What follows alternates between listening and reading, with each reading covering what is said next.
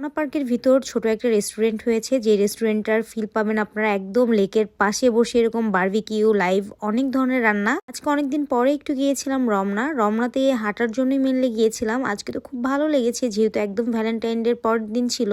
এদিকে দেখতেই পাচ্ছেন সবাই শুধু প্রেম প্রীতি আর বিয়ে করা নিয়ে ব্যস্ত, আর আমরা ভাই সিঙ্গেল মানুষ, কি আর করবো, দুই বোন মিলে চলে যাচ্ছি রমনা। আশায় বসে থাকতে থাকতে খুব বোর হয়ে যাচ্ছিলাম, আর শরীরের অবস্থাও খুবই খারাপ হয়ে যাচ্ছিল। ভাবলাম আজকে থেকে প্রত্যেকদিন আমরা একটু হাঁটাহাঁটি করবো বেশি করে। মন্ত্রীপাড়াতে দেখি এরকম শুটিং হচ্ছে, এখানে কোনো একটা কিছু ঝামেলা টামেলা হচ্ছে, এই জন্য সাংবাদিক। ফাইনালি যাক, রমনা চলেই আসলাম। আর আজকে রমনা পার্কটা এত বেশি সুন্দর লাগছিল, চারিদিকে সবুজ, আর অনেকদিন পর এরকম সবুজে গেলে কিন্তু নিজেকেও অনেক বেশি ন্যাচারাল একটা ভাইব দেয়। এদিকে আমার ছোট বোন নিপুণকে খুব বেশি সুন্দর লাগছিল, বরাবরই সে অনেক বেশি বিউটিফুল। এরকম শুকনা পাতা দেখলেই একটু ধরে উড়াতে ইচ্ছা করে, লাইক যেভাবে ধান উড়ায়। ভালোবাসা দিবসের পরের দিনে এসেছি, তাই সবার হাতে এরকম একটা গোলাপ ছিল। আমার ভাই ভালোবাসার মানুষও নয়, আমি এবার গোলাপও পেলাম না, মনে অনেক দুঃখ। আসলে সঠিক বয়সে বিয়ে করা উচিত, আর সঠিক বয়সে ভালোবাসার মানুষ নিয়ে ঘোরা উচিত, না হলে আমার মতো অবস্থা হবে। যাই হোক, ব্যাপার না। ভালোবাসা দিবসে বের হই নাই এসব দেখার ভয়ে, আর আজকে ঠিক সেগুলাই দেখতে হলো আমার। ভাই একটু বুঝেন, আমরা সিঙ্গেল মানুষ, এত গোলাপ দিয়ে হাক করে এত ভালোবেসে পাবলিক প্লেসে প্রেম না করাই উচিত, আমাদের খুবই জলে।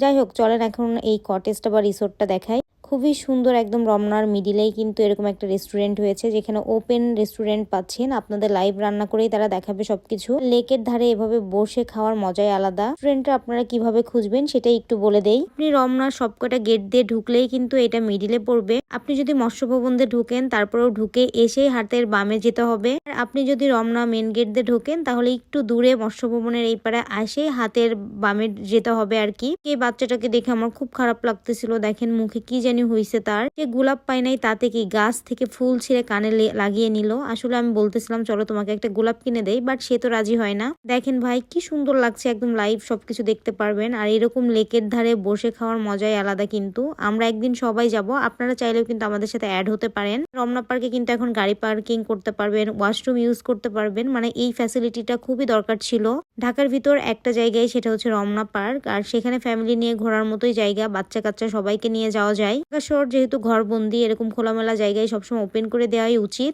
এখন আর কোনো টেনশন নাই, ওয়াশরুম থেকে শুরু করে সবকিছু পেয়ে যাবেন কিন্তু রমনা পার্কের ভিতর। এদিকে নিপুণ একটা মানুষের গাড়ির সামনে গিয়ে ফটো সেশন করছিল, মানে এখানে দুইটা ছেলে করতেছিল আর কি। পরে ওকে চেতাইলাম, ও গিয়ে তার গাড়ির সামনে একটু দাঁড়ায়। আর এখানে বলতেছিল তার বাপের গাড়ি কোনোদিন তার গাড়ির সামনে দাঁড়ায় নাই, কিন্তু আজকে সে দাঁড়ালো।